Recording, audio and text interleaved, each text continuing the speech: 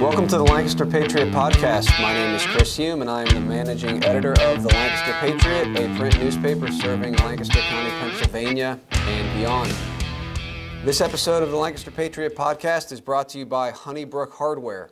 Winter is just around the corner, so you need to get ready now. You can save 5% on all in-stock Toro and Cub Cadet snowblowers now through October 7th at Honeybrook Hardware. Not sure which snowblower is best for your property? The team there at Honeybrook can help you choose the right equipment that fits your needs and budget. Honeybrook Hardware is your local family-owned hardware store. Visit them at 5004 Horseshoe Pike in Honeybrook. So check out Honeybrook Hardware. Winter will be here any moment, and be sure to get ready for it. Now, on today's episode, I'm joined by Joel Saint. Joel is the pastor of Independence Reformed Bible Church and the executive director of the Mid-Atlantic Reformation Society. Joel, once again, thanks for joining me. Good to be here once again. Well, in this episode, we are going to cover an issue that has, of course, caused quite a stir in our nation recently and really going back many years, and that is abortion. And there's so much that we could talk about as it relates to abortion and the issue of abortion. Let me just start with just a brief recap of what's happening here in Lancaster County, and then we're going to get into this with Joel and see where it goes, seeking to analyze this issue from a biblical perspective. Now, before I do that, Joel, recently you were at was it a conference or a rally? What were you at in Pittsburgh? Yes, I was at the Abolish Abortion PA conference out in Pittsburgh, PA, and about 150 people were there or so, maybe a little more, and heard from abolition activists such as Rusty Thomas, Matt Truella, and others. Of course, the abolish abortion position is somewhat different than the pro-life position because a lot of folks will call themselves pro-lifers and yet throw out the exceptions. If we're really dealing with murder here, of course, there should be no exceptions, and of course that's the difference. But Chris, interestingly, as part of the weekend, we were there Thursday, Friday, and Saturday. Saturday morning, we went out to a local abortion mill. And prior to that, a bunch of us, I was not one of them, got a text saying that the mill was closed that day, so you don't need to come out and protest. Not everybody got that message, and some people were like, where did this message come from? Well, everybody went anyway, of course. Got there, of course, it was open. Now, here's the thing. Not only did that happen, but apparently the Abolish Abortion PA conference had been infiltrated by a couple of counter pro-abort types. And what they were doing was they were going around and getting phone numbers. So that's where we know they got the phone numbers, but this is even more nefarious. Somehow they apparently connected phone numbers with license plates. And so then there was a group, about 5 or 6, that had their tires slashed for them by these peaceful pro-abortion types. You know, the tolerant types. Tires slashed. And I saw one van just, one side just down like this. And I mean, so that's what happened. Now, what have we done to them? Nothing. We believe that you shouldn't kill babies. And I didn't get into too many discussions with the pro-aborts there. I mostly was just walking around talking. There were some folks, and I'm trying to think this through a little bit, Chris. Some folks believe you shouldn't engage with the counter-protesters. They believe you should just try to save babies when you're there, and anything else will get you off your game. I'm not so sure how I feel about that. There were folks there speaking that had maybe slightly different viewpoints on that. Me, I kind of enjoy engaging with the counter-protesters. At one point, I was standing with another guy who was arguing with 2 women about abortion. And one lady said, this actually happened.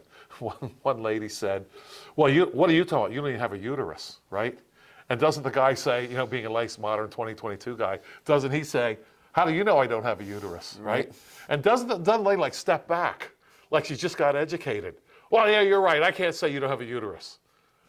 How are we even talking anymore, Chris? Mm-hmm. How are we even discussing things anymore? Something this basic and this simple. We can't agree on that. A man might have a uterus. I don't even know how we can talk anymore at all. So that's just a little tiny window into what we did, what I was at this weekend at the Abolish Abortion PA conference held out in Pittsburgh. Did you speak at that event? I did. Okay. I did. What was your general topic? Maybe we can get into some of the specifics or some of the things you brought up. Sure. I'll be glad to talk about that. My topic was dealing with discouragement, pressing on in the face of discouragement. Okay. That was what I spoke about. And of course, that's very appropriate for this kind of work because unbelievably, there are a lot of people that defend the killing of babies. They do defend that. In fact, I will tell you that, I was going to get into this later, but I'll mention it now. There's a question that I haven't gotten the pro-abort to be able to interact with me on. I say interact. They might just kind of dismiss it or whatever, or change the subject. And my question is this. Since we disagree on everything, maybe I can bring up something that we do agree on. I'm gonna actually try to see if we can get some common ground here, which is almost impossible, but let me try. I'm gonna try. Give it a shot. Me, Mr. Peaceful, right? Mr. I'm okay, you're okay, and can we all get along, right? And so here's the question. I am going to agree with you, Mr. or Ms. Pro-abort, that if it's just a clump of cells, you know, us idiots call it a baby. We say you're pregnant with something, not a clump of cells, but let's just say it is a clump of cells, right? No different from a tumor on your arm or in your pancreas or in your stomach or in your brain. No different, clump of cells. If that's all it is, then we're crazy. We are crazy. We're against medicine. Right. However, if it is a person, then you are advocating murder. Can we agree on that point? And you know what? I can't even get that far. I can't even do it. So, but as far as my topic, I dealt with Jonah, who was oddly enough discouraged for the wrong reasons. I mean, the dude was in the belly of the whale, and that didn't discourage him. What did discourage him was he's sitting on the outside. He wanted Nineveh to be destroyed, and that discouraged him when it wasn't destroyed. And my point was, especially talking about like God's prophets in the Old Testament, and I spent some time with Isaiah, God telling Isaiah, or asking who will go for us, right? And Isaiah says, well, here am I, send me. And then God says, well, go and tell these people that they're in big trouble, basically. And then Isaiah asks, I discussed this in my presentation. Then Isaiah says, how long? That's a really pretty bad message, discouraging message. How long? Maybe the weekend, can I get back to what I was doing in a month? I don't know. And then God gives them the discouraging message, do this until there's nobody left, until they're all gone. That's how long. God did answer the question. He said, how long? I'll tell you when you're done, when they're all carried away. Now, that has to be discouraging for Isaiah because, I would like to think that when I get out there and talk, people are going to listen to me, and we're going to make some progress. And my point was that our job is to do what's right before God, before Christ, and that's our motivation. And if we're discouraged that no one's listening to us, let's be encouraged if we're doing a job that God has endorsed, that He is behind. Yeah, that is the key. Are we being faithful to God? Are we doing what is right and just? But speaking of discouragement, to bring this back a little bit to locally, what's happening here, and then let's really get into some of this stuff. Locally, Planned Parenthood recently opened a location in Lancaster City. They had been here previously, not performing abortions. They left, and now they're back in the county. So again, discouraging news for those who are in favor of protecting innocent life. So the facility plans to offer abortion via medication in early 2023, pending approval of a transfer agreement with a local hospital. So the abortion clinics need a local hospital to approve of what they're doing so that if there are any complications, they can transfer patients to the hospital. Commissioner Josh Parsons has said he opposes this agreement.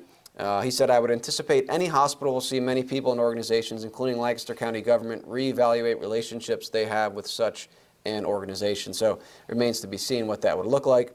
But he has at least expressed some opposition to this transfer agreement that they do not have at the moment, they need to get in order to offer abortions here in the county. Now, it should be noted that over-the-counter abortion pills are available currently. You can go to the pharmacy and get them. Now, they can in fact cause abortions, but they're only effective for several days after sex. However, the abortion pills that Planned Parenthood wants to offer can be effective for pregnancies up to 11 weeks. So Planned Parenthood, back in the county, wants to offer abortions via pharmaceuticals. I think if they could and they have the facilities, they would be happy to offer surgical abortions as late as possible. That's their worldview. That's their mindset. But that's what they're trying to do here in the county. Some overall numbers, I mean, it's estimated since 1973 that over 61 million babies have been aborted in the United States. According to Planned Parenthood's own report, in 2019-2020, the fiscal year, they provided over 300,000 abortions in that 1 year alone. And organizations like Planned Parenthood and others see this as vital for our society, that we need to be able to offer these abortions on demand. And so I think the first question I want to ask you, Joel, as we get into this, and there's so many different routes we could take this, why? Why does Planned Parenthood, why do other groups, organizations, political parties view abortion as so essential and fundamental that we need to have it? Yeah. So the solution is to kill people, right? We have problems in this world. I know how to fix it. Let's kill babies. And a lot of folks, Chris, at this point will go for the money, right? Well, there's money in it. But I don't think that's the limit of it. I actually think it's because they hate God and they hate his favorite creation. I think that's what's motivating them at bottom. I'm going to tell you why. The first command given to us as people by God was to fill this earth up with people. Mm-hmm. You know, going out there to Pittsburgh, Chris, going along the PA Turnpike, because, once you get, we got on at 81 out in Carlisle and then went west. And so, I mean, mile after mile along this corridor of the Northeast, not even a light on the barn. I mean, not a house. Mile after mile after, this world is horribly underpopulated. Wars we've gotten into.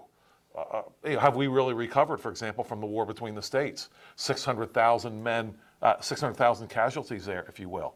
How much more people would we have if we wouldn't have had that war, for example? Mm-hmm. World War I, World War II, and so forth. And we're failing at populating the world. Now, someone's going to say, well, now we're overpopulated. Right. That's going to be the first thing. That's an old one. Robert Ehrlich writes, the population bomb in the 1970s, predicting that by the 1990s, 1/3 of the world were starved to death because we're running out of, how many times do these overpopulation people actually have to be wrong until we'll stop listening to them? However, if we hate God, we hate his favorite creation, which is people. The only creation made in the image of God is people. Now, when Christ was here, God himself, they tortured him to death. He's gone, can't do that anymore, so what can you do? In order to erase your memory and your identification and your reminding that there is a God in heaven, what you want to do is you want to kill people. Again, very first command was let there be light, okay? But the first command, the people was, I want you to have dominion over this earth, and I want you to fill this place up with people. Now, what's happened is, in our modern church thing we've got going, who cares about that, right? Just don't worry about it. Well, we have not preached the whole counsel of God, and how many people that even name the name of Christ now actually believe that the world is somehow overpopulated? I have a question for Robert Ehrlich, even today. I think he's still alive. Since the world is overpopulated, and let's say he's in an airplane, and somehow the airplane, he has to parachute out of the place, right, out of the thing, and he wants to survive, obviously. He should survive. The babies shouldn't, but he should. He lands in a country with no people. what does he have a better chance of surviving? Landing in a country with no people or landing in a country with lots and lots of people? Right. But oh no, the world's overpopulated. And I notice these overpopulation people, too many people, right? I notice that most of them live in, or all of them, the ones that I know of, want to live in what is it?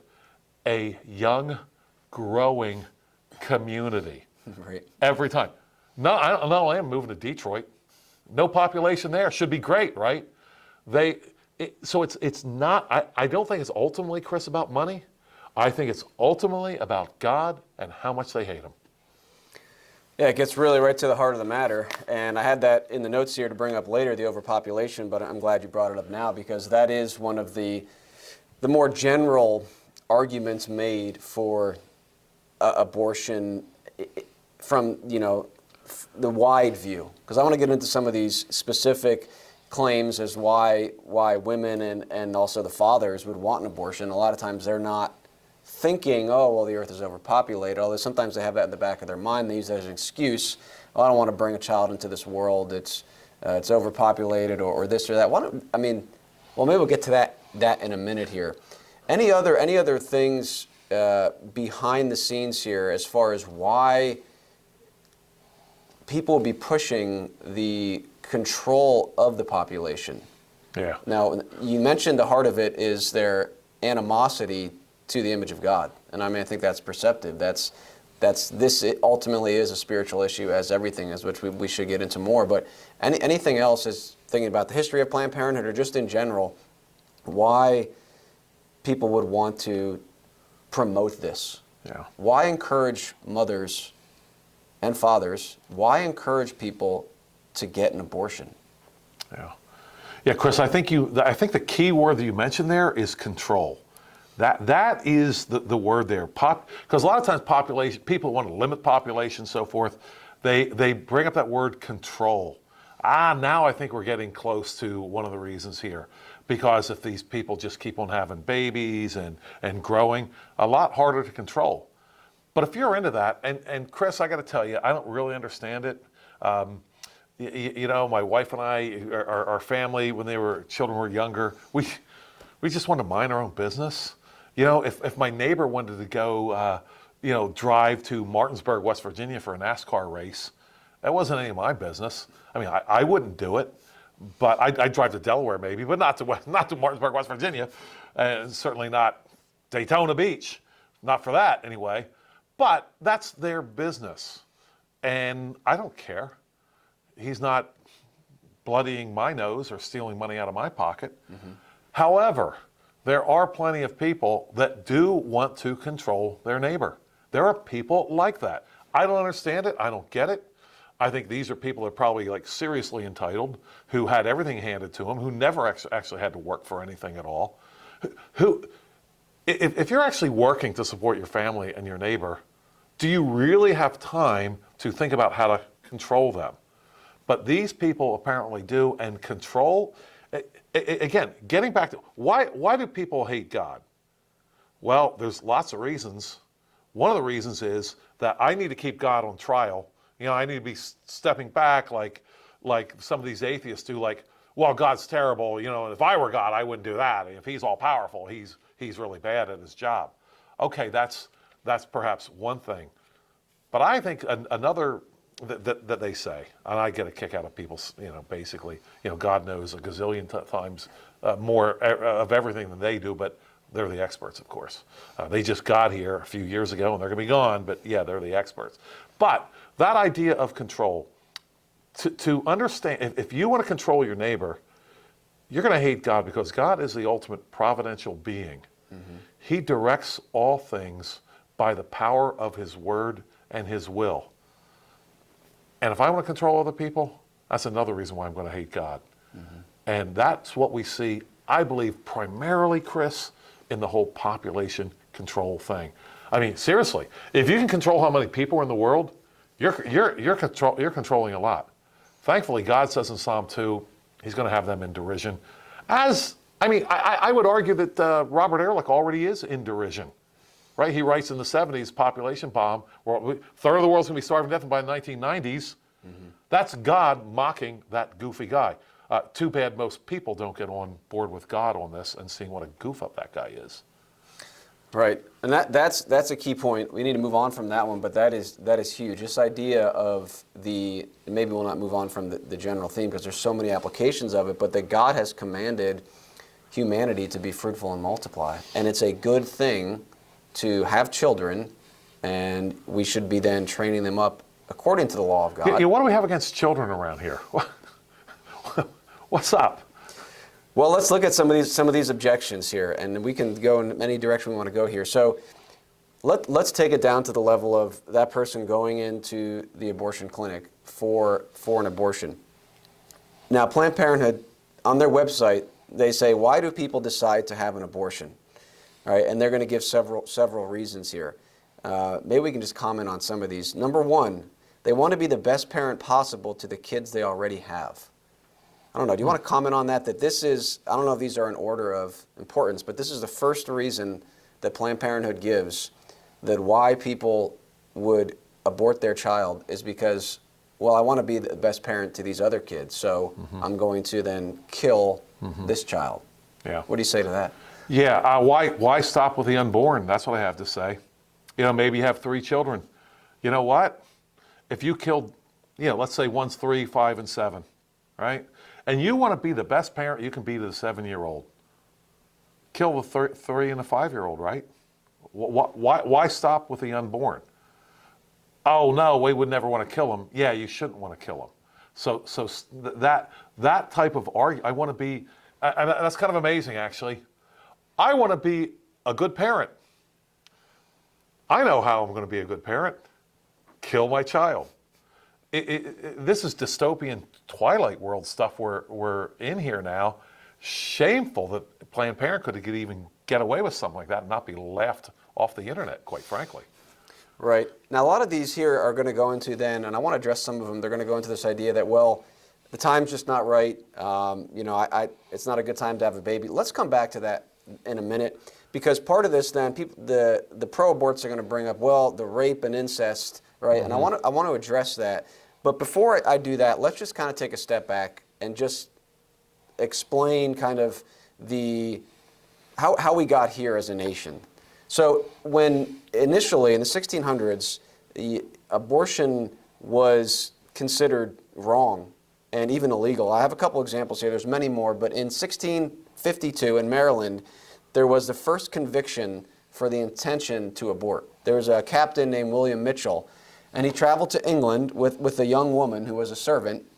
I think he might have been her servant or someone else's, but there's this young woman, I think she's 21 years old, and Mitchell tries to convince her to abandon Christianity and basically, hook up with him. And off to a bad start here. Right. And he did succeed in having sexual relations with this woman, and she became pregnant. And he then forced her to drink an abortifacient, which were around at the time. They've been around. Of course, abortion goes all the way back. We can talk about the ancient cultures of Carthage and Rome and Canaan when we have a minute here. But he succeeded. So he gave her this abortifacient. The woman survived. The baby did not.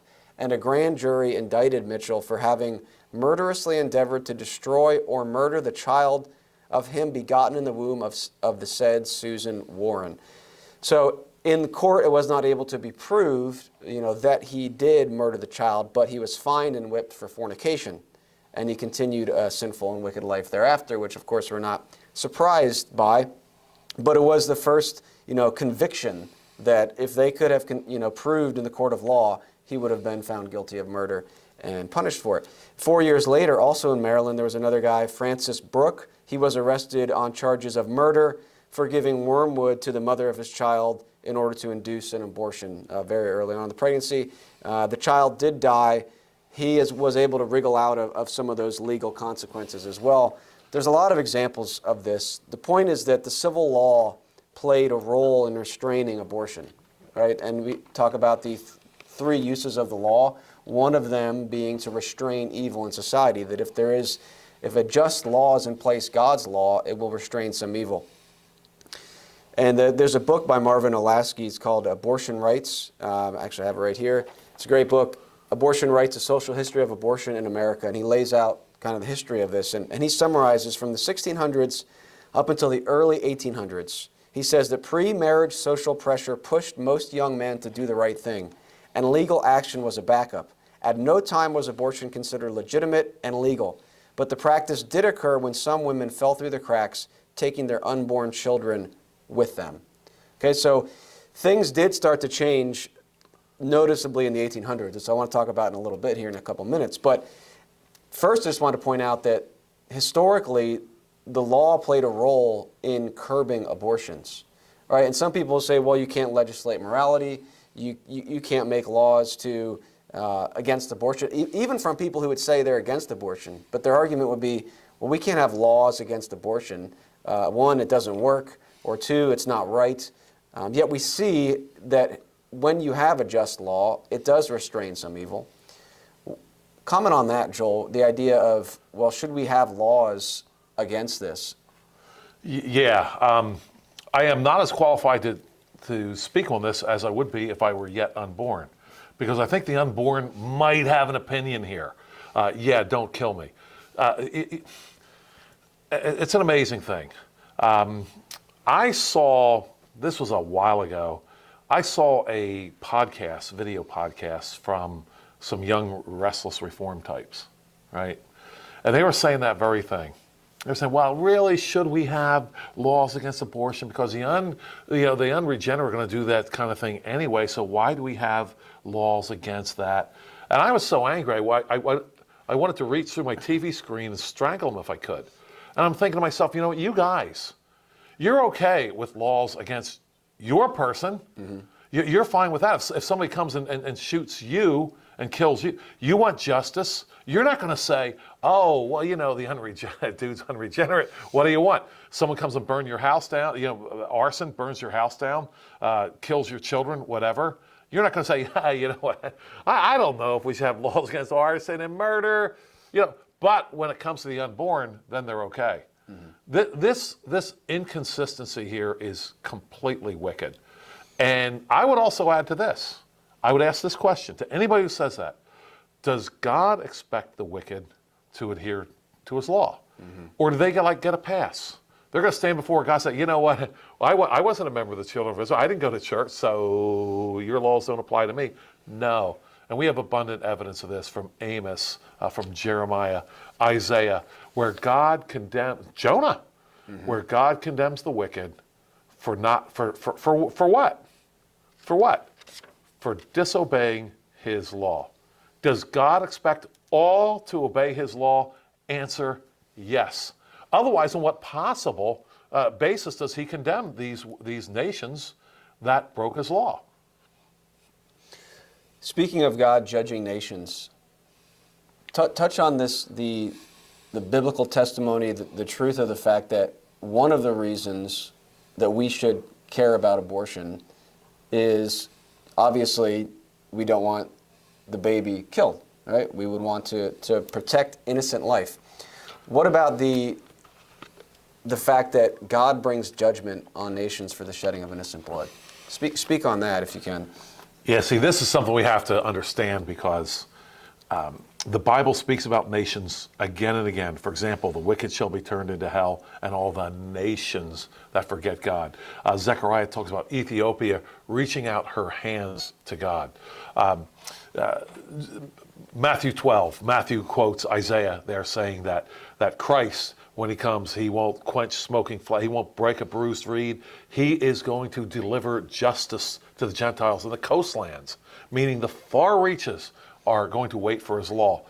And also, Matthew 28, 18 through 20, go ye therefore and teach all nations, baptizing the nations in what I have commanded you. So God does hold nations responsible. Now, that might be a little bit harder, Chris, for us to understand than, let's say, an individual person.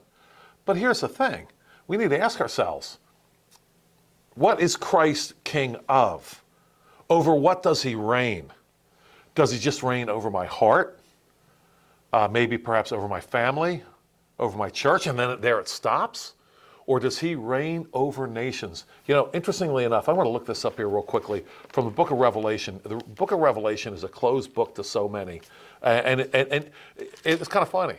book of Revelation is called Revelation, revealing, right? Right. And so we've made a book called Revelation into a closed book, like we can't understand it, and so forth. I just want to share this. Here is John. He is observing Christ here, and this is what he says. He says, Christ says, "I'm the Alpha and the Omega, the beginning and the end," says the Lord, who was and who is to come, the Almighty. And then he tells John to write this letter to everyone. Now, I can't find it here right now in Revelation 1. I thought I could find it right away, too fast. But he says he is introduced as the ruler of the kings of the earth. Now, if all it is just individual, why is he talking about the ruler of the kings Verse 5. of the earth? Verse 5, thank you. See, that's why you're the host. And from Jesus Christ, John introducing, who is Christ according to John? He is the faithful witness, the firstborn from the dead, and the ruler over the kings of the earth. Well, kings have a ruler. Mm-hmm. Kings are supposed to submit to this ruler, right? I mean, what do you do if you have a ruler, right? You submit to the ruler. This is how John introduces Christ now. Here, in present, in other words, this is Jesus Christ reigning from heaven now. Matthew, Mark, Luke, and John tell us about Christ in history. Past. Mm-hmm. Obviously has implications of the present. But here, we know that Christ is the ruler of the kings of the earth at present, right now. And we know that from Psalm 2 as well. Ask of me and I will give you the nations. So this is a biblical concept. And frankly, Chris, if I have a tough time understanding all of that, that's my problem. The Bible's really clear. Christ is king of the nations. And if Christ is king of the nations, then nations are responsible to bow to him as nations.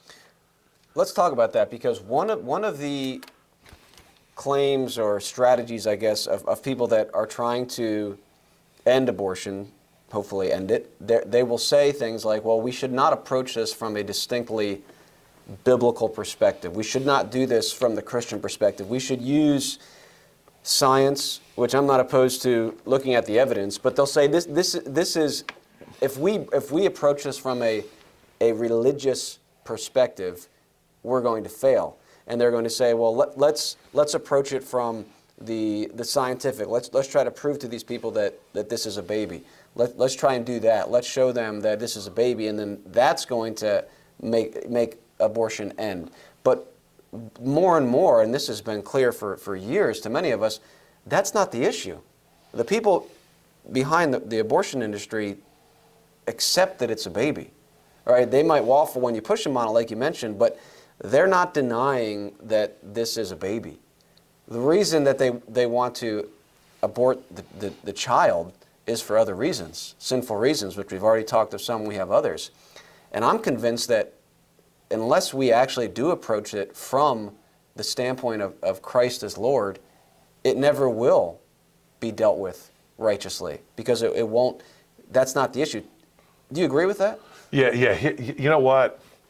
And I remember back early 80s, I get in these discussions and they say, well, we don't know when life begins. That was a big, we don't know when life begins. Don't know. Okay, so you really can't say it's a life. Well, that's been turned on its head. Now they're saying things like, well, this I'm being invaded, and I would oppose any invade. Well, what's invading you? I think it's a person. So they've actually gone opposite, but still, think about it. They're now making the opposite argument with the exact same conclusion. We could abort the baby because we didn't know when life begins. Now we should abort the baby because we know it is a life. Right. That's what's going on now. Right. So this is not an information problem. Like, oh, you don't quite have enough information here. Now we have enough information. It is a spiritual problem. It's a question of who gets to be God. And our job as believers, our job as proclaimers of the Lordship of Jesus Christ, that is our job, first of all, to say, look, you already know there's a God in heaven. You already know there's a judge of all the earth. You can either believe in him, run to him for his mercy because he died for sinners, or you can continue to rebel against him. Either way, however, you will bow the knee to this Christ. Do it now. Now, you and I would both agree that the law has a place in the civil sphere, that the law should be there to restrain evil. Just as there should be laws against theft, laws against rape, which we can talk about in a little bit here, there should be laws against murder, including the murder of babies, wherever they're located. But I think we would also agree that there's another component here, and that is the spiritual state of the person. If you are unregenerate, if you are opposed to God, you will be less likely to commit flagrant sin if there's civil law, which is a good thing of civil law, but you are also still prone in that direction, and that's the reason that the law should be there to restrain you. But we also know that if we are going to end abortion and call people out of this darkness, we have to deal with the spiritual side. And in the 1800s here, in the middle 1800s, our nation kind of took a sharp turn, and I think there was a lot of issues before that, going back, and we could spend a lot of time on that. But in the 1800s, especially as it relates to abortion, the culture began to change, and there was the spirit, the animus behind the abortion rights was very similar to that today. It's not new. So you go back to the 1850s. In 1859, there was a man named Benjamin F. Hatch, and he described these New Agers in the 1850s now. Okay? New Agers Yes. in the 1850s. And this is what he said. He wrote in 1859, they boastingly speak of their freedom from what they call social conventionalism and the superstitions of Christianity. They plant themselves upon the instincts of their nature. They earnestly contend that no external authority and no code of human laws can justly bind their affections or interfere with their liberty to follow the impulse of their personal affinities. Okay, so there's no law outside of me. There's no higher standard of my conduct. I can live however I want. 1854, a few years before that, George Templeton noted the popularity of what they called Spiritism when he wrote, "A new revelation, hostile to that of the Church and the Bible, is shaping the intellectual character and morals of the nation." So the worldview then is essentially the same as today. There was a resolution in 1858 at a convention in Vermont that said the most sacred and important right of woman is her right to decide for herself how often and under what circumstances she shall assume the responsibilities and be subject to the cares and sufferings of maternity. So that's the same worldview today. There is no king above me. There is no God that's telling me what to do. I have complete human autonomy to decide when and how or if I'm going to become a mother. And there is no standard, there's no biblical standard for my life. So the solution, has to include the preaching of the biblical gospel and calling people to repent, because otherwise, as you mentioned at the beginning, in our unregenerate state, we hate God. We hate the image of God, even in ourselves, right? And that's what we see with this transgender thing. People hate the image of God even in themselves, and so they're trying to destroy it. But just wanted to bring that up again and have you maybe touch on it again, that the idea of, at heart here on the personal level, is a rebellion against God and the need for regeneration and repentance. Yeah. Chris, it's almost as if people would rather be dead than subject to Christ. Think about it for a second. Everybody gets to do whatever that's really what they're saying there. I am my own God, and nobody can tell me what to do. And we see this from time to time. Somebody, hey, nobody tells me what to do. Well, I don't know. I hope you're still driving the right side of the road, for example. I hope you stop at a red light. I hope. That's somebody telling you what to do. Come on. We live our lives like that. Somebody is telling us what to do all the time. But what happens is, when it comes to serious things, when I can tell God to get lost, for example, and murder his image, now it kind of, let's face it, the baby, these are short people, right?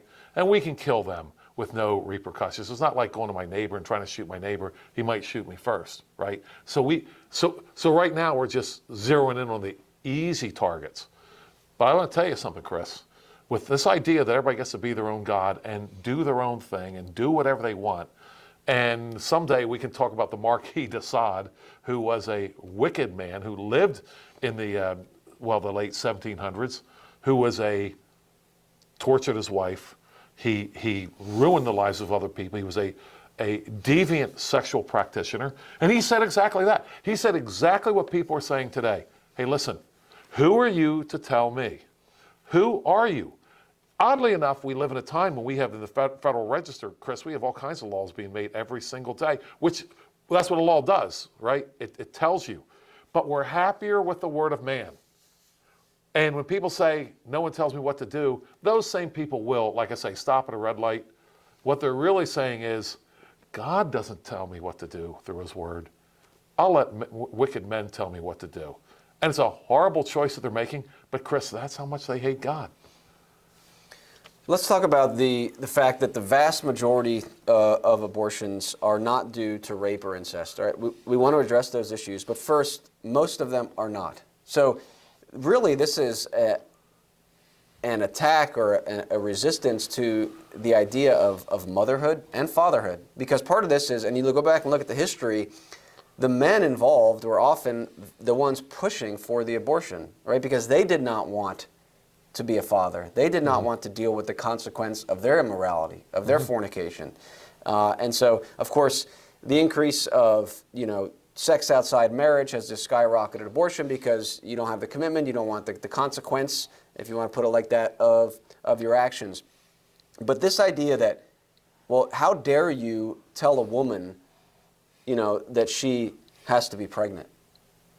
Again, we're not talking about rape here. We're talking about women who have voluntarily chosen, and men, to engage in the activity that can create life, and now they're saying, well, you are not in a position to tell them that they shouldn't do it. I mean, how far have we left the biblical standard that there's a consequence to the reproductive act? It's a sacred thing. It's an honorable thing to be conducted in the covenant of marriage, and the destruction of marriage is, and adultery and sexual immorality goes hand in hand with abortion.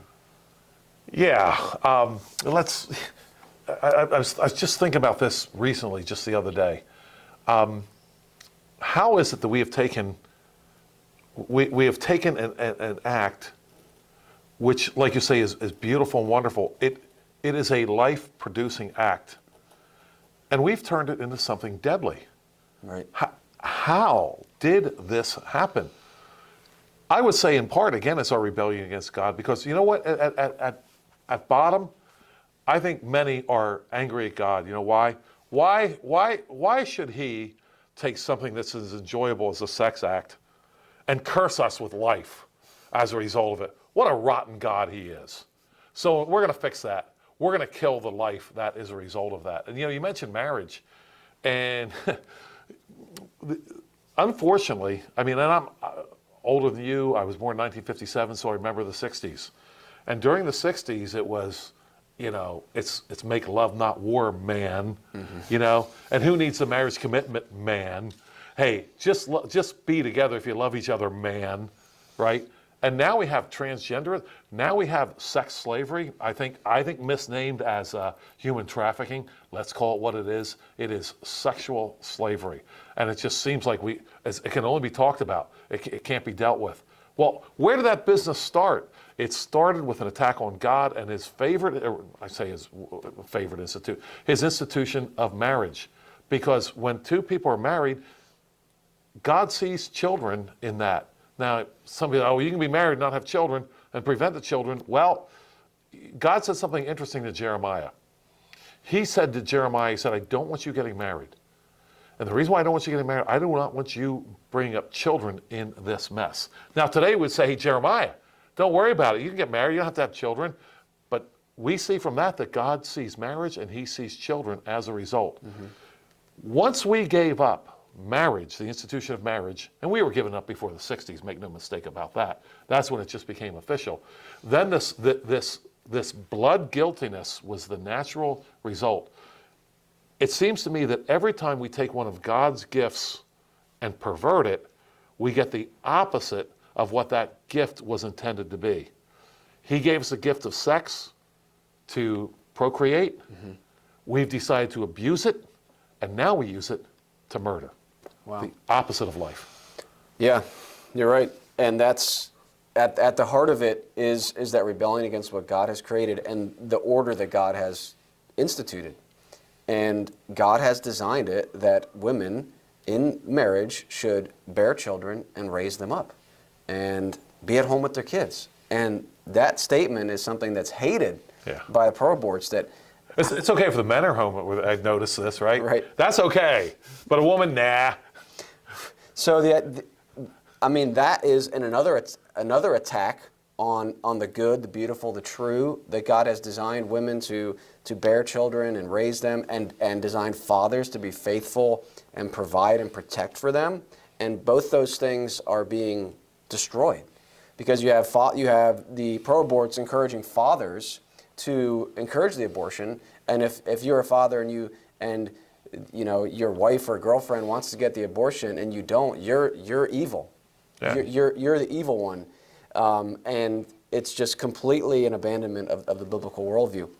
So most of these reasons why Planned Parenthood gives, well, they're not ready to be a parent yet. It's not a good time in their life to have a baby. Wait a minute, not ready to be a parent? I think you're ready to have sex. Right. The advice that I always give is if you're not ready to have kids, like you mentioned, don't get married. If you're not ready to get married, don't date, right? And obviously in all that... Wait a minute. That's just too complicated for me. I'm a 2022 guy. Can you go over that again? My head is just buzzing. Let's see now. You said if you're not ready to get married, then don't get married, right? Is that... If you're not ready to have kids... Oh, then don't get married. Okay, I think I got it. What was next? If you're not ready to get married, don't date. But we have a culture of hookup culture, which certainly exploded in the 1960s, as you mentioned. That has been there all along, sexual immorality since the fall. But our culture today it hates the covenant of marriage, wants you to live your best life now, not according to God's word. So, here's another reason. Wait a minute. Life is, I've got to figure it out now. Life is a beer commercial where they're out there on the beach and everybody's young and good looking and there are no kids. I guess no one's ever going to grow old and need someone younger to take care of them. Right. No, it's going to be a constant beer commercial for forever. Thankfully, no kids involved. Let's play some more volleyball and drink some more beer. Yeah, and kids are viewed as this nuisance, as this hindrance, as this curse, as you mentioned. And people that don't want to do that, well, then you can go ahead and murder the child. They want to finish school. They want to focus on work. They want to achieve other goals before having a baby. They're not in a relationship with someone they want to have a baby with. Well, then why are you in a relationship with that person at all? Again, it goes back to my simple advice there. And they just don't want to be a parent. Again, if you don't want to be a parent, don't have sex, right? It's that simple. Now that is... Oh, you're messing with my head again. It's just so difficult to get... Oh, man. So that's why you had previously in the culture, you had laws against fornication. You had standards, and society as a whole prevented a lot of this stuff because the societal standard was if you get someone pregnant, you should be married to them, right? Because you should not be having sex outside marriage. If you do, you should remedy that by getting married. Now let's talk about rape, though, okay? Because biblically, it's clear that if you are engaging voluntarily in this activity, you should only be doing so if you're married. And you should obviously then not destroy the fruit of your womb. Now, the rape one is people bring up and say, well, if a woman is raped, then obviously, she has the right to abort that child because she did not want to conceive that child. And of course, we agree she did not want to conceive that child. And let's first talk about rape, because that's usually what's not talked about when we talk about this issue. The pro-aborts will bring up rape and say, well, in the cases of rape and incest, you should be able to abort the child. Or even quote-unquote pro-lifers say that. And let's talk about rape first of all, because biblically, rape would be punished by up to execution, right? So are the pro-aborts or even these pro-lifers taking rape seriously? No. Someone rapes someone, what happens, they may spend a little jail time, maybe not, and then they're back on the streets to do it again. So biblically, we've lost such a vision for law and society that we don't even understand how to think about these issues. Just touch on that for a minute and the biblical position on rape and how you should view that from a biblical perspective. Yeah, Chris, up until 1951, before I was born, rape was a capital offense in this nation, or at least in this state. that went slowly off the books. I wonder what I don't know what the justification was at that time. But I can think of the justification. I'd like to be able to rape women and not be killed. What other justification would you have for that? Now, so now it's just grown progressively worse, and now the penalties for rape, depending on when and where and so forth, and they've just gone by the boards, and the giving up of marriage has, the attack on marriage has assisted that. At one time when we believed in marriage, and there was sex outside of marriage, the charge of rape was made a lot more easily. Now, hey, if it's done quietly when no one can see and there's no third party, it's pretty easy. He said, she said, It was consensual. When we believed in marriage, that was a whole lot harder case to make. So these dear people that want to say, well, you know what, we're really concerned about rape. I know you've probably had these discussions as I have. Okay, I believe, hey, convicted rapists, or a biblical conviction, I'm talking about witnesses here, and it was rape. The woman called out. It was obvious rape. There's nothing more to discuss. This is execution. And frankly, stoning execution would be appropriate. It'd be not a bad idea to have a pile of stones in the middle of a town or somewhere. What's that pile of stones doing? Raped somebody and was convicted for it. That might have a chilling effect on future would-be rape. But you know what? We're so Chris, we're getting used to rape now. Mm-hmm. And because we will not be biblical about it, we have more. And then the pro boards come around and say, well, what about rape? Hey, you know what? We say, what about rape? What about it? How about you and I work together for capital to reinstate capital punishment for rapists? And you know what, Chris? They never, ever do. So they're not really serious about rape anyway. All they're trying to do is look for an excuse. Right, and they do believe in the death penalty for rape, though. Yeah, they do. They do. They believe in capital punishment for rape, but it's only the baby is the one that should be executed, not the rapist. Yeah. And how about if we execute the non-guilty? The guilty walks and the non-guilty gets punished. Right. And again, it's just smoke and mirrors. It's not logically based, not biblically based, obviously. So we do not believe that you should execute the child because his father or her father was a rapist. It's a horrible thing. No one should wish that on anybody, on any woman to be raped and to have a child. But that child is still precious in God's sight. It's a gift from God. There are adoption options.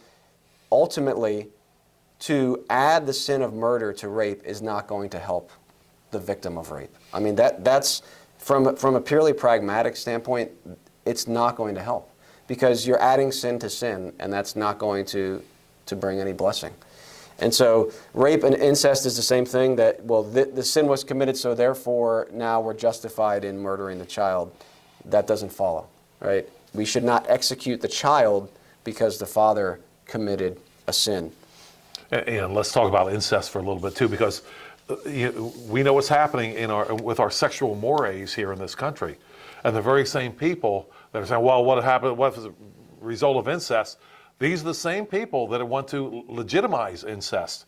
Those folks are pushing for, we're seeing some lawsuits here, and we're seeing some discussion about, well, why should? What if a brother and sister love each other, right? Isn't the standard 2 consenting adults? Isn't that the standard? So then why should we even have laws against incest then? So the people that want to cry incest are the same people that actually can't tell you why it's wrong. Right, right. And there's a lot we could spend on the health of the mother. There's just a couple things I want to mention. There was an ex-abortionist, Dr. Anthony Levatino, who said you never need late-term abortion to save a woman's life. He said in every case where he had a late-term abortion where there were complications, he said in every single instance, my treatment for the woman was to try to deliver her of the child, right, and not abort the child. What you have, of course, is this language saying, well, the woman's health, and then it could include economic health, whatever that means, social health, mental health. And so essentially, if you get that language in there, it's not what we think it is. It's saying, well, if this pregnancy is going to burden this woman, if it's going to cause mental stress, well, then you have the right to murder the child. But again, like you've mentioned before, would not that same argument apply to a 2-month-old? Right? I would argue probably even more so. I mean, I have several children. I think when they're in the womb, generally that's the most peaceful time. When they're out of the womb, that's when things can get even more challenging. So if the argument is, well, this child is damaging my health, my mental health, so economic health, physical health, because there's no question that bearing children is a sacrifice. It's self-sacrificial, right? But the argument is, well, if it causes you any harm, right, any decrease in your mental health, then you can abort the child. Why not the 2-month-old? Yeah, with a 4-month-old or a 4-year-old. This happened to me, maybe 5-6 years ago, can't remember. I was down at a rally, a pro-life rally, and it was about Planned Parenthood receiving federal funds. We don't want that to happen anymore. Well, that's not good enough. Shouldn't kill babies no matter who's paying for it. Right. But anyway, I was there. In any case, few things happened there, but one thing happened was there was like a counter-protester there. And he was like mocking the various speakers, right? So I decided that I would talk to him about this. And he and I got to talking, kind of like face-to-face, nose-to-nose type thing. And I said, why is it okay to kill these babies? Well, they're not even babies yet.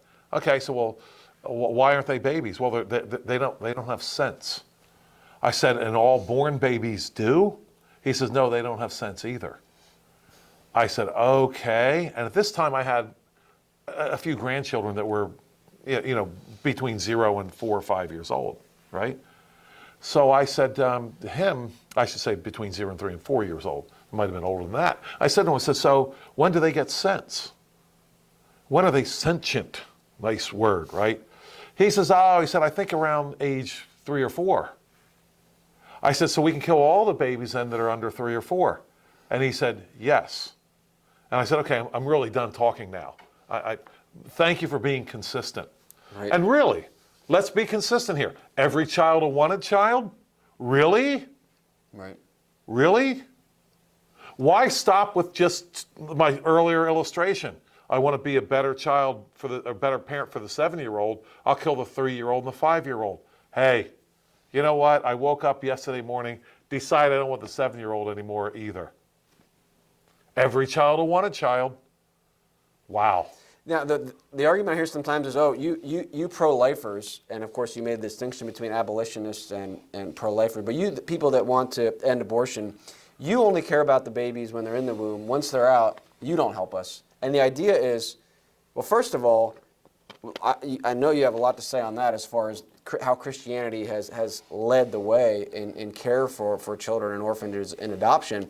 But even taking a step back, is it the responsibility of the state, for example, to care for a child if the child is born? And the responsibility of the state is to protect all people from unjust crimes against their person and property, but they're not responsible to provide for the father and mother to care for that child. So the argument is, well, if you're not going to care for all these children, then you can't speak and say that they shouldn't be murdered. What do you say to that? Yeah, we want to make a distinction between protection and provision. Provision is the people that generated the child, they have the job of provision.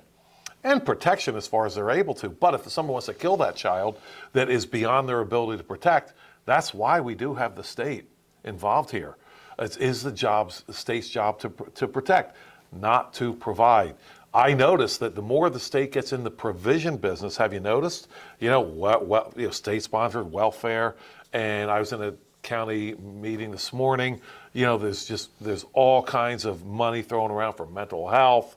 It's just tossed around like confetti, right? So what happens is then the state gets involved in the provision business, which is really the job of the family and the church. But I notice, Chris, that the more the state is involved in the provision business, the less they're involved in the protection business. That's right. I mean, anybody feel more protected today? 2020 riots? I mean, anybody feel more protected today than they did, like, say, 20 years ago? But we have more provision and less protection. Fact of the matter is, on this point, it is the job of the state to protect all people, born and unborn. Now, can you just comment on the fact that even though it's certainly not the state's job, Christians throughout history have voluntarily stepped up to serve babies, right, and their mothers. I mean, you go all the way back to Rome, which I know you've spoken about before. So the idea that, well, those of you who are against abortion, actually, you don't care about the children. This is only political for some reason, that you don't want the children aborted. Just speak on that, and just a brief, for those who don't know, who maybe have no idea about the history of Christianity. Sure, yeah. Well, my first question would be, we don't care about the what? The what? All right, the baby. Yeah, that would be the baby. Yeah, you have a baby. We're talking about a baby here. We're talking about a human being. But again, to your point, I didn't realize this until I read not to the extent that I did anyway, by Alvin Schmidt, the book by Alvin Schmidt, which I highly recommend. It was actually a factor in the education of my own children, quite frankly. How Christianity Changed the World by Professor Alvin Schmidt. Extensively documented work. And what he pointed out was, who came up with orphanages to begin with? Mm-hmm. It was Christians. Who was out there saving babies that were tossed out into the street, sometimes tossed into the water? There were Christians who got skilled somewhat at saving children that were tossed from a boat into the water. Because that's what you would do, right? Toss the baby out over the fence or whatever. It's kind of messy, right? Might draw animals or whatever. A lot better just to throw them into the water, right? Kind of disappear, get out of the way. Hey, we're talking about real things here. This is not a dystopian sci-fi movie here. This is the way it was in cultures, the way it's becoming in ours. Mm-hmm. But then Christians got out there and actually saved babies from drowning. Now, I would ask your basic pro-abort, your basic baby killer advocate, when those people, those Christians, went out there and saved the baby from drowning, did they do a good thing or a bad thing? Mm-hmm. I say, well, maybe they wanted them. Hey, you know what? I got a family right now in my church, I tell you, right now. And I've actually mentioned this to other people who do abolition work. I have a family in my church right now. They are financially well off. It's a very well-ordered family. They're looking for a baby to adopt that's safe from abortion right now. So enough with this, well, you don't really care. No, actually, we do care. But you guys are saying, we care. And what does our caring look like? Kill the baby. Again, this is dystopian craziness that we're involved in here, and wickedness. Indeed, it is. And that's another objection. They'll say, well, you don't actually care about the babies. You just have political interest here, and that kind of falls on its face. Let's talk about... Just a second. I'm sorry. If you know of a baby that's been saved or abortion or whatever, contact us. You can contact us through the Lancaster Patriot, and we have a family that wants that baby. Right. Yes. And if you need help, there's organizations out there to help. But again, obviously, one person and one group doesn't have the means to provide for everybody's baby, right? Because it's the responsibility of those who have the baby to do that. Now, again, in the cases of rape, which are admittedly not the majority, right? Then you certainly would have churches and organizations and adoption agencies that are willing to adopt the child. But by and large, the responsibility to care for that child falls on the father and the mother. And we've abandoned that as a society. We've abandoned the nuclear family. We've abandoned the roles of men and women in the home. And it's no surprise that we have destroyed, marriage and children in the process. I wanted to mention another thing, just this, which is in IVF, in vitro fertilization, right? We have a culture where we're murdering millions of babies, and yet we're trying to play God by, almost creating life, controlling it, and then freezing these human beings for years and years, maybe in perpetuity, that they're frozen in the name of I want to have a child, right? And it's interesting that actually some of the situations that will lead to pregnancies that fail and even ectopic pregnancies are a lot of the times, not all the time, but much more likely when you start to manipulate things. When you try to prevent pregnancy, when you try to manipulate things with IVF, it leads to complications because it's not the way it's supposed to be. And that's an issue that, I think a lot of Christians are just ignorant of IVF. And it's strange that we have abortion happening here, millions of babies being murdered, and then we have millions of babies frozen over here, but it's in the name of, well, we want to have a child. I don't know how much you have dealt with that issue, if you want to speak on it a little bit. Yeah, I've dealt with it very little, and I wish I had more insight into it. Something just seems wrong with all this, and I can't actually get my arms around it, except to say this. The closer we are to God's law and His Word, the simpler things are. Right. The further we get away, it seems like the more questions that just pop up all the time. And we have all these dilemmas that we didn't have before when we were walking in the law of God. I think, for example, an example that comes to mind is date rape, right? How far is too far and all this kind of stuff. Well, you know what? If we really were against and guarded against fornication like we should, we wouldn't be talking about date rape, right? Who said yes, who said no, when, and all this kind of stuff. But oh no, we've given up on fornication now, stupid Bible, no stupid Christians, we're past that now. Okay, good. Well, now you have a whole lot more complicated questions over date rape than you would have had if you would have just simply stuck close to the Bible. That's what I can say about the IVF and these kinds of things.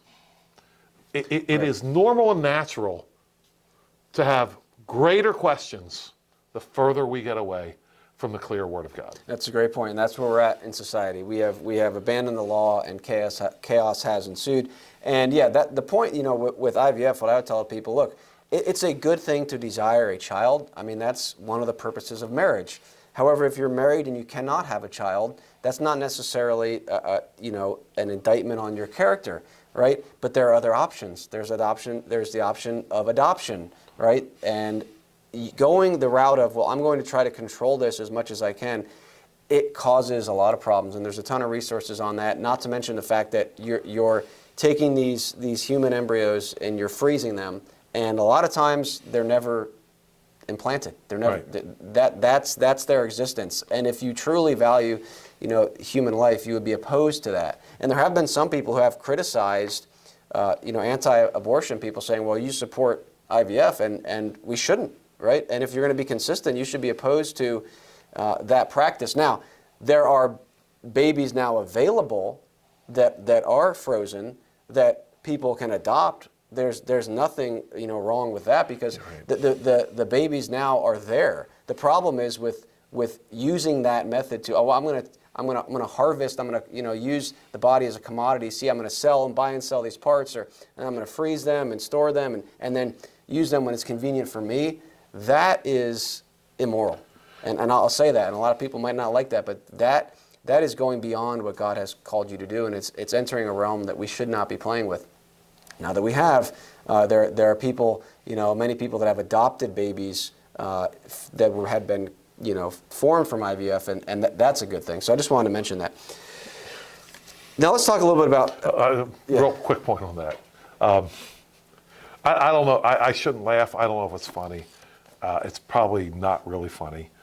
But there was a case in I believe it was California here, quite a few years ago now, where this particular doctor was operating this sperm bank. And women were looking at pictures of the sperm donor, right? And then, okay, I want from that guy, right? This is just such a mess, to your point. Yeah. This is a complete mess, yeah, right? But it got worse, right?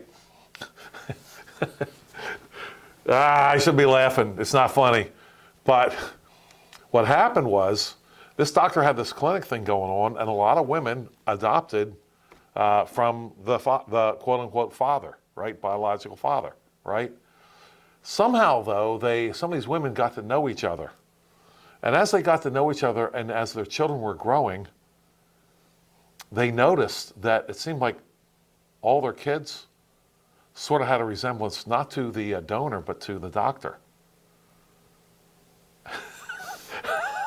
And it turned out that the whole thing was fraudulent. It was just that doctor guy. I mean, I don't know what to say. To your point, when you leave the simple, clear revelation of God, you're going to get chaos. And that sounds like chaos to me. Yeah, that's. Oh, the doctor wasn't good looking either.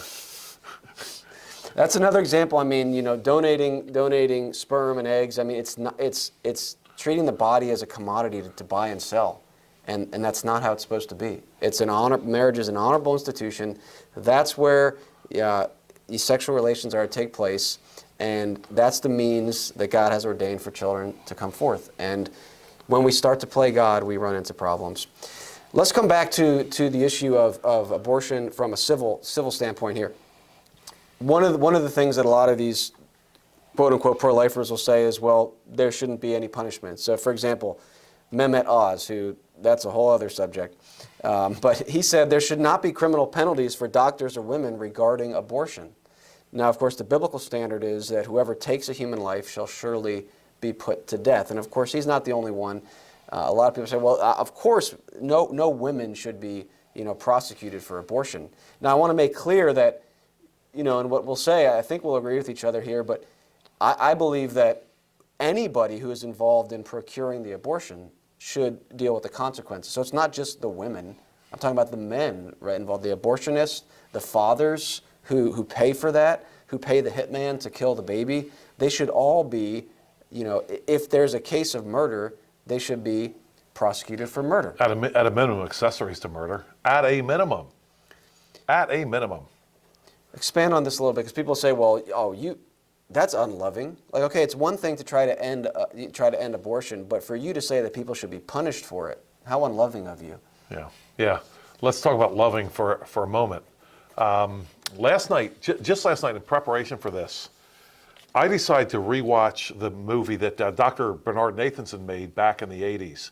He actually was a founder, a medical doctor, and I believe a obstetrician, and he had founded the NARAL, the National Abortion Rights Action League. And he came to realize that he was a murderer and said, I have presided over the killing of thousands of children. And so he put together this movie called Silent Scream, all right, and I saw it one time. And last night again, because it's on YouTube, you can still see it. Last night again, in preparation for today, I was going to look at it. I couldn't do it. I couldn't. I've seen it once. I cannot watch it again. Without being too graphic, you see a little girl sucking her thumb. She's quiet, looks like happy in the womb. And that DNC machine comes in, that basically vacuum cleaner knife thing that comes in. And you see her react like this and jerk. And you see that, I started, I might as well finish it. You see that knife come in, and that little girl, her little arms and her little legs go to war against that thing. But of course, she's no match for it. Loving? You're going to say that it's not loving to protect that little girl in there? Mm-hmm. Loving? Let's talk about loving. Who's loving her? You're not, Mr. Pro-Abort. Yeah. Why are so many pastors silent on this? And I want to read another quote here from 1893 from a Dr. Kellogg, and he criticized ministers at the time for being silent on abortion. And he said, every pulpit... Wait a minute, 1893. 1893. They would talk about ministers being silent on abortion. Yes. Okay, all right. Every pulpit in the land ought to send out, in stirring and unmistakable tones, warnings against the gross immorality of this practice, drawing vivid pictures of its cruelty and unnaturalness, and pronouncing anathemas, or curses, upon its perpetrators, end quote. So this is 1893. Again, this abortion has been an issue since the 1600s and going all the way back to ancient times. and he's saying the ministers aren't speaking out against it. The same charge could be made today. You know, why the silence in your experience? Man, that's a rough question for me. I'll tell you what, boy, this pastor was talking about that back in 1893. You know what? If he's talking about that back in 1893, about the silence then the natural result of Roe versus Wade in 1973 is going to happen. I mean, think about it. We Christians can say, this isn't on us. You know, I'm pro-life. I'm against that kind of a thing. Yeah, but what are you actually doing? And apparently, Dr. Kellogg was actually calling on the ministers back then, which is kind of an amazing thing. I can only answer one way, Chris. This is the way I'm answering your question. Why not? My answer is we've made peace with it. We have made peace with abortion. You know what? We haven't made peace with racism. That's, for me, a little bit harder to define, quite frankly. I can understand bigotry, you're bigoted or whatever. We used to have a better word, I think, prejudice, you know, where you're prejudging someone. Racism, for me, is just a little bit harder to actually define. Okay, we're really up in arms about that today, and the woke pastors will talk about that. Abortion gets talked. We just don't have the moral outrage when it comes to abortion. We kind of, it's more like we take a position on it. Kind of like we take a position on, I don't know, driving on the right-hand side of the road in America and the left-hand side of the road in England. This is my position, right? But the outrage just isn't there. Why is the outrage against this murder not there? Chris, I only have one explanation for it. We've made peace with abortion. I don't have another answer. This was one of the answers given in 1880, and probably would relate to yours as far as from the parishioners, if you will, the people hearing it. So this Dr. Winslow Iyer in 1880, so this was even before Dr. Kellogg's comment here, but he said he had a reason why pastors weren't preaching about it. He says, "Does the reader ask why we so seldom hear pulpit discourses upon this theme? Has he ever considered that a plain sermon upon it from the sacred desk would strike directly at many professed Christian members and give such mortal offense that the offender would preach to slim audiences ever after, if at all?" 1880. 1880, saying, look, wow. So many, the professing church, and again, this is an important point because people say, oh, well, Christians are the ones getting an abortion. Maybe people professing Christianity. Oh, man. They've never been to an abortion clinic and seen those Christian bumper stickers pull up and somebody get out. Anybody who says that has never been out there.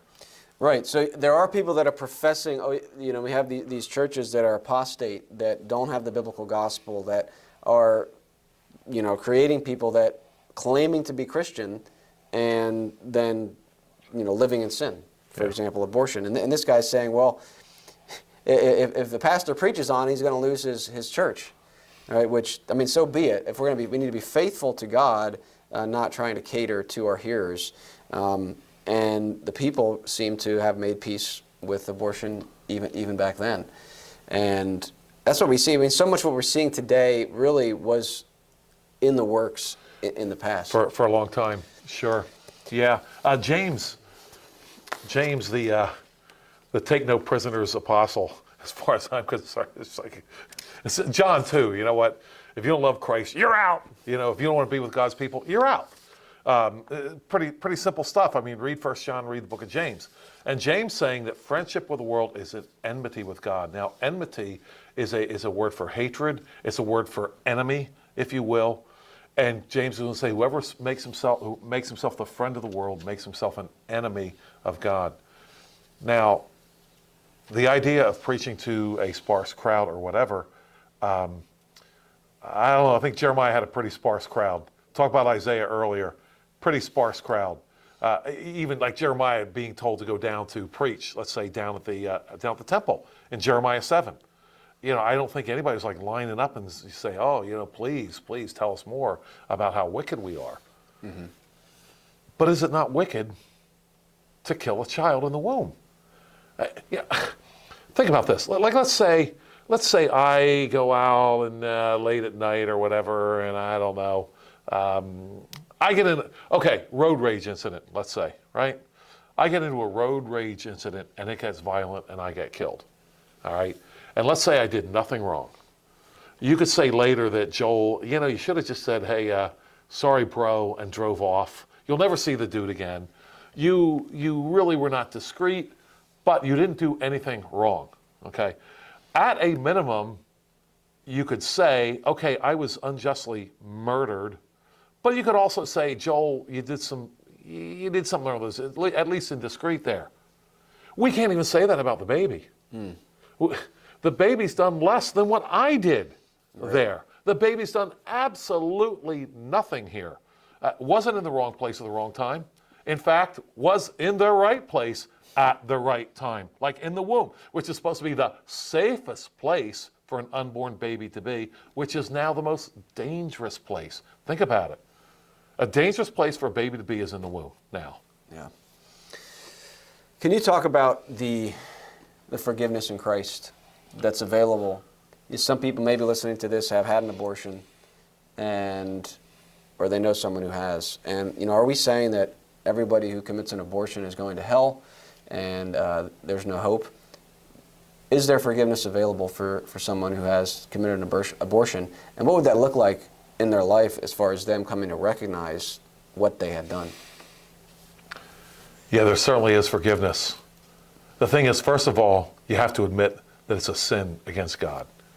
What I hear sometimes is, you may have had an abortion, but there's forgiveness, right? And we talk about forgiveness so much, by the time we're done, there's actually nothing to forgive. Mm-hmm. We first of all have to understand that that a murder was committed. In fact, I was just talking with a friend last night. This friend and I have a mutual friend, and this is tough stuff, because this mutual friend, as a teenager, had an abortion, and it appears now that she can't conceive, which, I don't know, Chris, that really, really sounds rough. We know that she has dealt with it before God. She has. God forgives those who confess their sin. That's the key here. Confess it as sin and ask for forgiveness. We can't be like, well, I made a mistake. Mm-hmm. No, you killed somebody. You deliberately killed somebody, and it was your child that should have been safe with you. Mm-hmm. But there is definite forgiveness for those who confess that sin, and they obviously, if it's really a confession, then they're going to forsake that sin. They're not going to go out and let's do it again. Right, that's an important point. And kill again. So I would say this. I know we love to talk about forgiveness, and we're grateful that God forgives our horrific sins and crimes that you and I have committed against him. We're grateful for his forgiveness, but we must admit first that a sin has been committed. And equally, I just want to mention, equally for the father involved. For the father that supports that decision is guilty before God as well. Yes, he is. And unless he repents and is broken over his sin and asks for forgiveness, then he will go to hell. Same with the mother. Any sin unrepentant, right? But there is forgiveness available in Christ. It's a wonderful truth that if you turn from your sin, forsake it, believe on the Lord Jesus Christ, you will be forgiven and saved. But to your point, there is guilt there. And that's one of the things that the pro-aborts, they cannot escape. They have to deal with this issue that women feel horrible after they have an abortion, right? And they try to dress it up and they try to celebrate their abortion, but you just see here case after case after case of women, and it's usually the women you hear about, but certainly the men too, you hear about that sometimes, that women who are just racked, with guilt because of what they've done. And you even have the pro-abort saying, well, here's how you handle that. This is a sobering thing, what you went through. And well, why would it be sobering, and why would you have to deal with guilt if it's just a clump of cells? Sure. They know, because they're made in God's image, and they know that this is a human baby, and they feel guilty because they are guilty. Yeah. And like you just touched on it. So unless we understand that, there is no forgiveness, because there will be no forgiveness if we treat our sin callously and say, well, yeah, this wasn't that bad. So, Chris, I was outside of a junior high school here a few years ago, and talking with people about abortion. It was a junior high school, so I think I went up to 9th grade, and I was talking to a 15-year-old young lady, very attractive young lady. And as we talked, because this has to do with love, right? And of course, we're not loving because we're out there talking about abortion, how horrible it is. Oh, you should just let let them go, whatever, right? So forget about the baby right now. I'm talking about the young lady. And she mentioned that she'd had an abortion, right? And I asked her. I hadn't even talked to her yet about what abortion is. I said, well, how are you doing with that? And you know what she said, Chris? She said, I cry every night. Yep. Yeah, it's a real issue. It's a human being, and you cannot. Okay, I'm going to calm down here. Who's going to cry for her? Not the pro-aborts. Certainly not. She can get lost. Yeah, right. Yeah. At this point, the abortion's over. There's no more interest in that from their end. But there's many cases like that where there's just pain and guilt after it because a horrible thing has been committed. And to sweep that under the rug, other than the fact that babies are being butchered and murdered, other than that, I mean, that's the most wicked thing about this, is that you're sweeping sin under the rug so that people, and you're trying to numb people to the fact that what they did is evil, and unless they turn from it, they will continue down this path of misery and shame and guilt. And they can't deal with the guilt. Only Christians have the message that can forgive that sin and deal with the guilt. And the pro-aborts don't have it. And frankly, like you mentioned, they don't care. Because once the abortion has taken place, I mean, I've been to numerous times outside of Planned Parenthood. And I've talked to people going in there, and I've seen them, when they go in, the escorts are there, right? What they call the escorts work, volunteering, some of them, for Planned Parenthood. And their job is to prevent these men and women that are coming to Planned Parenthood, to prevent them from talking with those of us that are out there on the sidewalk, pleading with them to not murder their children. Their job is, and when they get there, if a car rolls up and a mother comes out who's pregnant, I mean, they'll go up to her and say, hey, we're here, we care for you. Don't listen to those people over there. They don't care about you. They'll get in between so they can't see us, and they'll usher them in. And I've seen it many times.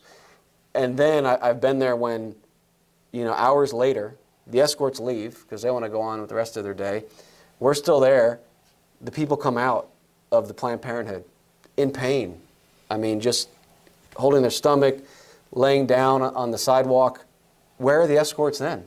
They don't care about them at that point, right? All they care about is getting them in there. They don't care about the pain and the suffering and the shame that comes after it. But we do if we are to care and love the people that are involved in this. And so that's an important point that I wanted to bring up with this is we are not sitting here saying that, we hate those people who are committing abortions, who have done so. We want them rounded up or anything. No, we want people to turn from that sin, to find forgiveness in Christ. They never will if they believe the lie that, oh, that wasn't that bad. This was a good thing that I did. And we do want just laws in place to prevent babies from being murdered. And also, it's a blessing to those who would be inclined to do so if they're prevented from murdering their child. It saves them that suffering. Well, one last thing here as we wrap up. The argument, I mean, this is the old argument, well, if you make abortion illegal, then it's going to happen in a back alley with a clothes hanger. And we might as well have it happen somewhere where it's safe. What do you say to that? Safe for who? Yeah. I don't know, is a clothes hanger like more any worse than a DNC, or a saline abortion, for example? Mm-hmm.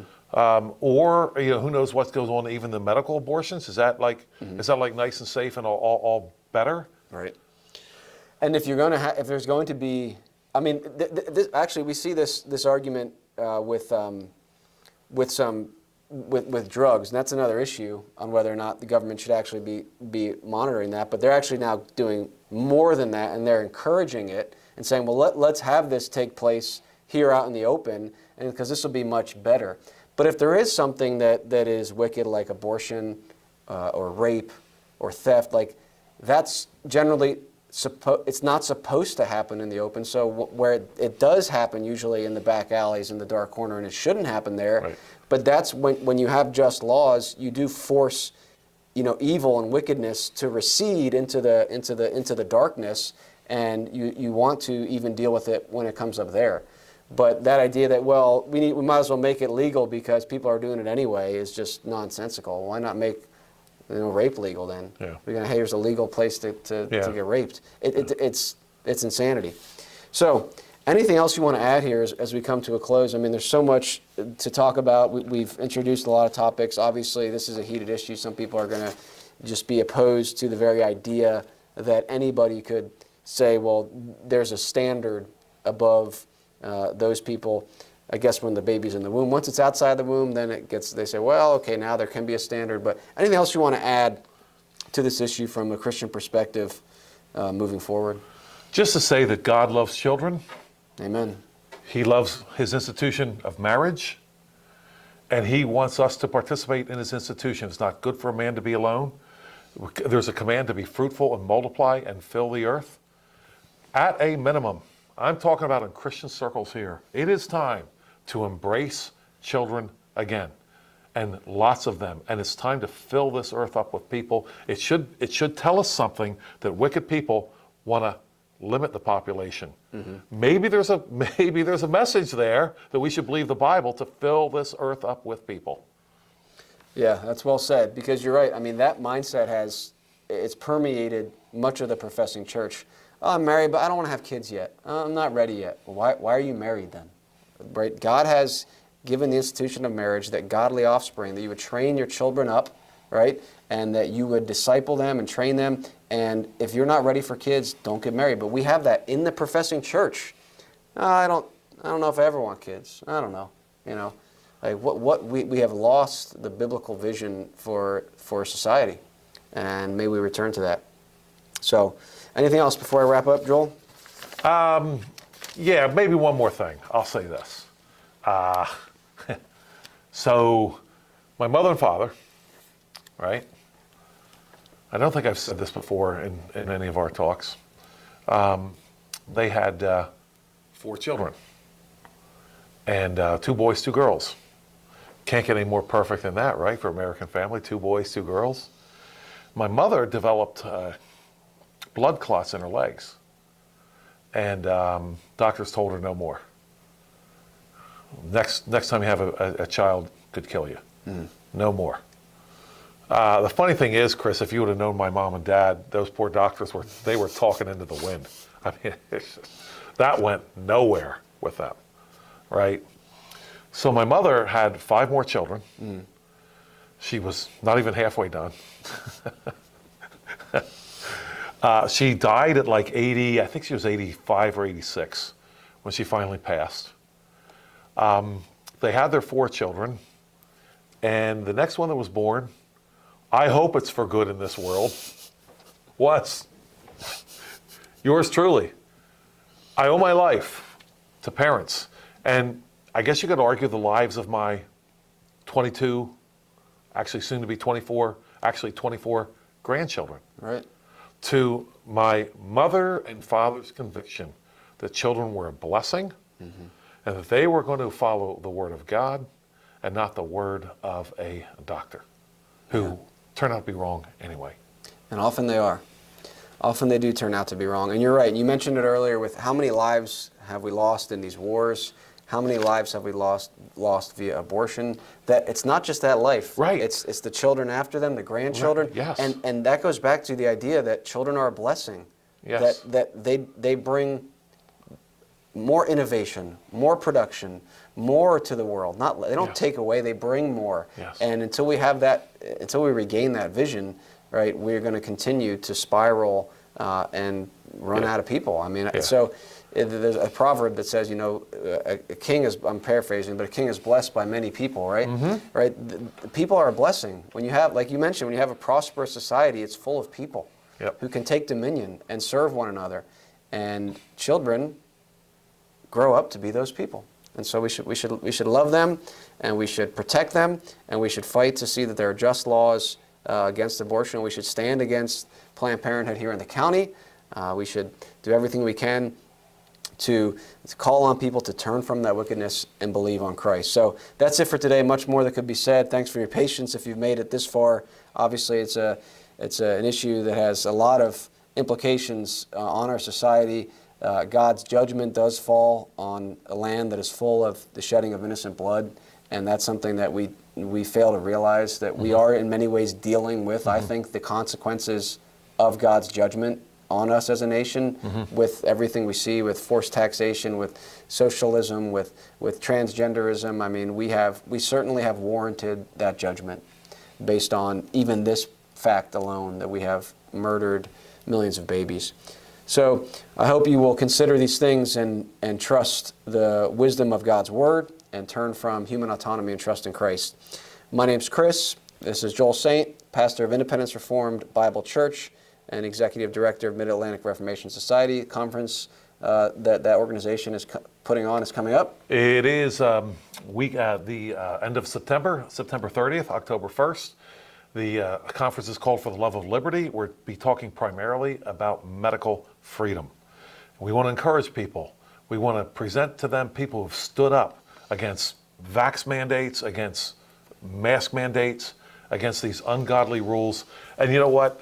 Not to get in the abortion thing again, but we've failed by fighting against abortion in the sense that since we've made peace with it, then when medical people with degrees behind their names and white coats tell us how we best should control our health, we believe them. We should have been saying from the very beginning, you, Dr. Levine, or whoever you identify yourself as, whatever, a man dressed as a woman, you're involved in killing babies, and now you're going to tell me about my health? Right. If we were really at war with abortion like we should be, we would have thrown all that stuff out right away, because you people don't really care about health. You're right. Anyway, that is going to be something that's going to be discussed and talked about, and you'll be able to hear from folks who have stood up against the federal beast and have lived to tell about it. So we encourage you to go to futureofchristendom.org, and you can sign up there, and love to see you there. Hope to make your acquaintance. Yep, so sign up, futureofchristendom.org. For more information about the Lancaster Patriot, go to thelancasterpatriot.com. Until next time, we hope you've been encouraged by this, and we'll see you around.